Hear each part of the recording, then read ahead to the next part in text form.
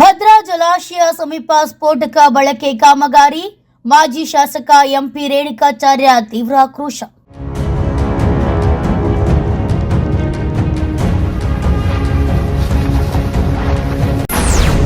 ಅಣೆಕಟ್ಟಿನ ಸುರಕ್ಷತೆ ಪರಿಶೀಲನೆ ನಡೆಸುವಂತೆ ಸರ್ಕಾರಕ್ಕೆ ಆಗ್ರಹ.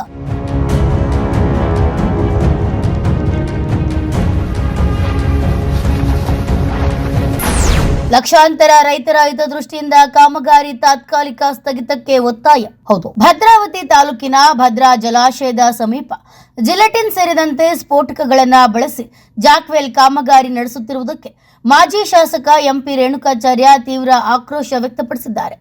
ಜಲಾಶಯದಿಂದ ಕೇವಲ 800 ಮೀಟರ್ ಅಂತರದಲ್ಲಿ ನಡೆಯುತ್ತಿರುವ ಸ್ಫೋಟಕ ಬಳಕೆಯ ಕಾಮಗಾರಿ ಭದ್ರಾ ಅಣೆಕಟ್ಟಿನ ಸುರಕ್ಷತೆಗೆ ಅಪಾಯ ಉಂಟು ಮಾಡುವ ಸಾಧ್ಯತೆ ಇದೆ ಎಂದು ತಮ್ಮ ಆತಂಕವನ್ನ ವ್ಯಕ್ತಪಡಿಸಿದ್ದಾರೆ. ದಾವಣಗೆರೆ, ಶಿವಮೊಗ್ಗ ಹಾಗೂ ಚಿಕ್ಕಮಗಳೂರು ಜಿಲ್ಲೆಗಳ ಲಕ್ಷಾಂತರ ರೈತರ ಜೀವನಾಡಿಯಾಗಿರುವ ಭದ್ರಾ ಜಲಾಶಯದ ಭದ್ರತೆ ಯಾವುದೇ ಕಾರಣಕ್ಕೂ ಹಾಳಾಗಬಾರದು.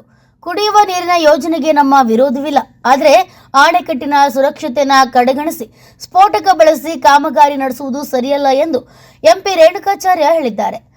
ತಕ್ಷಣವೇ ಸ್ವತಂತ್ರ ತಜ್ಞರಿಂದ ವೈಜ್ಞಾನಿಕ ಪರಿಶೀಲನೆ ನಡೆಸಿ ಸ್ಫೋಟಕ ಬಳಕೆಯಿಂದ ಅಣೆಕಟ್ಟಿಗೆ ಯಾವುದೇ ಹಾನಿಯ ಸಾಧ್ಯತೆ ಇದೆ ಎಂಬುದನ್ನು ಸರ್ಕಾರ ಸಾರ್ವಜನಿಕರಿಗೆ ಸ್ಪಷ್ಟಪಡಿಸಬೇಕು.